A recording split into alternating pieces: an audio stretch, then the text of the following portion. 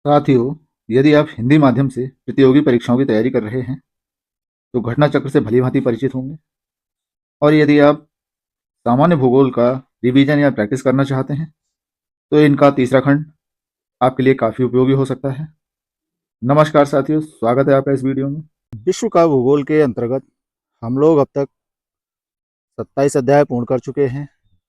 इस वीडियो में देखेंगे 28वां अध्याय, नदियों द्वारा निर्मित स्थल रूप। नदियाँ अपर्दन, परिवहन तथा निक्षेपण कार्यों द्वारा अपने उद्गम से लेकर मुहाने तक विभिन्न प्रकार की स्थलाकृतियों का निर्माण करते हैं। उद्गम अर्थात स्रोत से लेकर जहाँ वो गिरती हैं समुद्र वगैरह में, वहाँ तक विभिन्न प्रकार की स्थलाकृतियों का निर्माण करते हैं। और किसके द्वारा? अपर्दन, इरोजन, परिवहन, ट्रांसपोर्टेशन, निक्षेपण, डिपोजिशन। अब ये किस किस तरह की आकृतियां बनाती हैं? पहला है महाखड्ड अथवा गॉर्ज। उच्च पर्वतीय प्रदेशों में जब नदी कठोर चट्टानों पर प्रवाहित होती है, तो इसका अधिकांश कार्य लंबवत अपर्दन होता है। लंबवत अपर्दन मतलब ऊपर से नीचे को। इस प्रकार किनारे पर कठोर चट्टानें पूर्वत खड़ी रहती हैं और एक गहरी घाटी का निर्माण होता है, जिसे गॉर्ज कहते हैं। जैसे चिस्सा पौनी गॉर्ज नेपाल में स्थित है। इसका निर्माण कर्णाली नदी द्वारा होता है। कर्णाली नदी नेपाल की सबसे लंबी नदी है। अपने तेज बहाव के कारण यह विभिन्न गॉर्जों का निर्माण करती है। कैनियन, यह गॉर्ज का विस्तृत रूप है। ग्रांड कैनियन संयुक्त राज्य अमेरिका के एरिजोना प्रांत में कोलोराडो नदी पर स्थित एक खड्ड है। नेक्स्ट, वी आकार की घाटी। विश्व की अधिकांश नदियों द्वारा चट्टानों का लंबवत कटाव तथा पार्श्विक कटाव साथ साथ होता है। लंबवत मतलब ऊपर से नीचे, पार्श्विक मतलब किनारे से। इन नदियों द्वारा वी आकार की घाटी का निर्माण होता है। नेक्स्ट, जलप्रपात, वाटरफॉल। जब नदी का जल अचानक ऊंचाई से नीचे गिरता है तो उसे जलप्रपात कहा जाता है। नेक्स्ट, क्षिप्रिकाएं। जब नदी के मार्ग में कठोर तथा कोमल चट्टानें अनुप्रस्थ या लंबवत दिशा में स्थित होती हैं, तो नदी की तलहटी ऊबड़ खाबड़ हो जाती है। इस ढाल पर नदी का जल तीव्र झोंके से आगे बढ़ता है, जिसे क्षिप्रिका कहते हैं। नेक्स्ट, जलगर्तिका, पॉटहोल। नदी की तलहटी पर जल द्वारा बने गर्त को जलगर्तिका कहते हैं। नेक्स्ट, अधःकर्तिक विसर्प। नदी के अपर्दन चक्र में व्यवधान होने से नदियां अपने पूर्ववर्ती विसर्प में लंबवत अपर्दन द्वारा नए विसर्प का निर्माण करते हैं, जिसे अधःकर्तिक विसर्प कहते हैं। नेक्स्ट, नदी वेदिकाएं। नदी घाटियों के दोनों पार्श्वों पर पाई जाने वाली वेदिकाओं को नदी वेदिकाएं कहते हैं।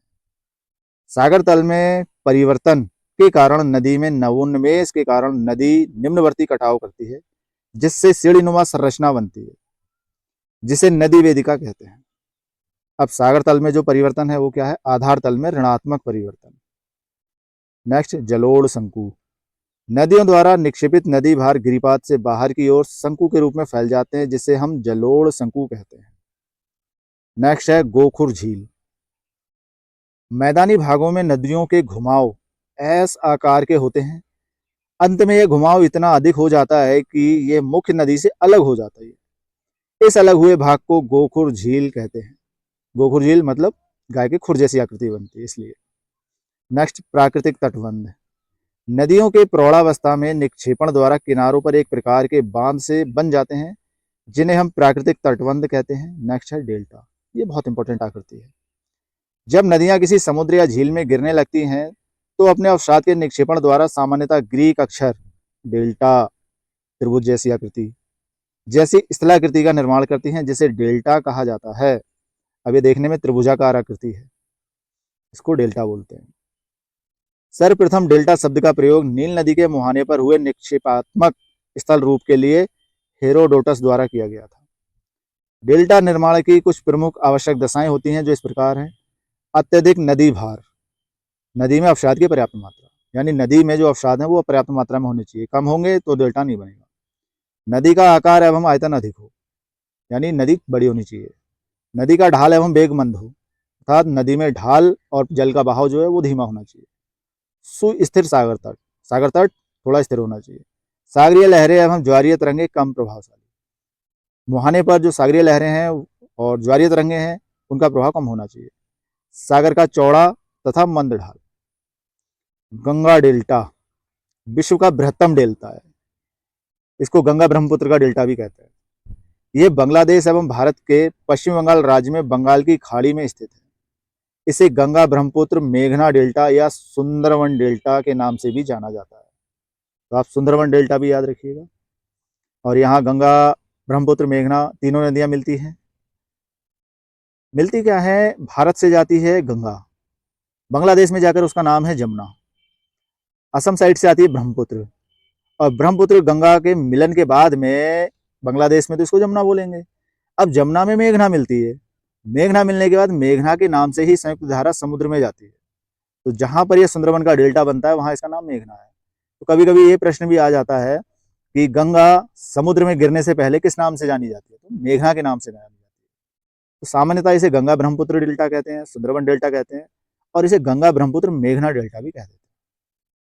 आगे प्रश्न है, पहला प्रश्न है, डेल्टा का निर्माण उन स्थानों पर होता है जहां निम्नलिखित नहीं होते। भाई क्या नहीं होते? चट्टाने, ज्वार भाटा, तेज हवाएं, गहरा समुद्र। जहां गहरा समुद्र नहीं होगा वहीं डेल्टा बनेगा। अगर समुद्र गहरा है तो डेल्टा नहीं बनेगा, सारे डिपोजिट वहां डूब जाएंगे। जहां नदी सागर से मिलती है वहां यदि समुद्र गहरा होता है तो उपयुक्त अन्य विकल्पों की अपेक्षा डेल्टा निर्माण ज्यादा प्रभावित होगा।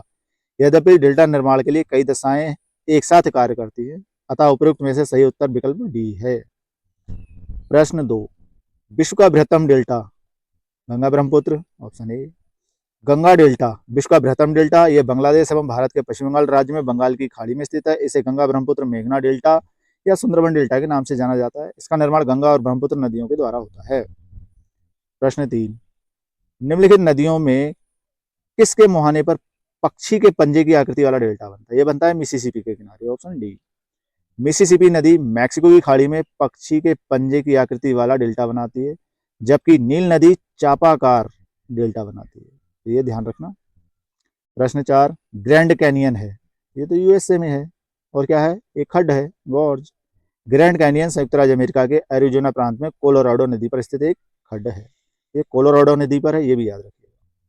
प्रश्न 5, चिसापानी गॉर्ज स्थित है, ये कहाँ था? नेपाल में, option B. Chisapani gorge Nepal में, इसका निर्माण कर्नाली नदी द्वारा होता है। प्रश्न 6, निम्नलिखित में से कौन सा युग्म सही सुमेलित नहीं है? कैनियन नदी, ज्यूजेन वायु, इंसलवर्ग हिमनद, मोरेन हिमनद। यहाँ सुमेलित नहीं, गलत ढूंढना, तो गलत है सी, इंसलवर्ग हिमनद।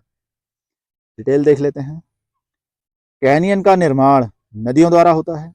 वी आकार की घाटी से विस्तृत होती है, जिनमें किनारे की दीवार अत्यंत बड़े ढाल वाली होती है तथा चौड़ाई की अपेक्षा गहराई अधिक होती है। मोरेन का निर्माण हिमनद की निक्षेप जनित क्रिया द्वारा होता है। हिमनद अपने साथ बारीक कणों वाले पदार्थों से लेकर बड़े शिलाखंडों का परिवहन करता है। इन पदार्थों को जब हिमनद बहाकर नहीं ले जा पाता है तो उनका निक्षेप हो जाता है। इसी निक्षेप को हिमोड़ या मोरेन कहते हैं। इसके अलावा ज्यूजेन तथा इंसेल वर्ग का निर्माण पवन द्वारा किया जाता है। मरुस्थलों में अवक्षय तथा अपरदन से कोमल चट्टानें आसानी से कट जाती हैं, परंतु कठोर चट्टानें अवशेष के रूप में टीलों के रूप में बच जाती हैं, जिन्हें इंसेल वर्ग कहा जाता है। यानी मरुस्थलीय क्षेत्रों में जो कठोर चट्टानों के पिंड दूर से दिखाई देते हैं उन्हें इंसेल वर्ग कहते हैं। मरुस्थल में मुलायम एवं कठोर चट्टानों के क्षैतिज अवस्था में उपस्थित होने पर पवन की अपरदन प्रक्रिया के फलस्वरूप मरुस्थलीय भाग में चट्टानों से ढक्कनदार दवात के समान आकृतियों का निर्माण होता है। ऐसे स्थल रूपों को ज्यूजेन कहा जाता है। अतः स्पष्ट है कि विकल्प सी सुमेलित नहीं है। अब विकल्प सी में दिया क्या था इन्होंने? हिमनद, जबकि यह है क्या? पवन से संबंधित। प्रश्न 7, नोबी और कांतो मैदान निम्नलिखित में से किस देश में स्थित है? यह है जापान में। नोबी यह जापान में लगभग 1800 वर्ग किलोमीटर में फैला मैदान है, जो ईबी, किशो, नागरा एवं सोनाई नदियों द्वारा लाई गई जलोढ़ मृदा से निर्मित है। कांतो यह जापान का सबसे बड़ा मैदानी क्षेत्र है, जो होन्शु द्वीप के पूर्वी भाग में स्थित कांतो क्षेत्र में लगभग 17,000 वर्ग किलोमीटर में फैला हुआ है। इसी के साथ हमारा यह अध्याय यहाँ संपन्न होता है। आशा करते हैं इस वीडियो में दी गई जानकारी आपके लिए काफ़ी उपयोगी साबित होगी। बाकी वीडियो में यहाँ तक बने रहने के लिए बहुत बहुत धन्यवाद।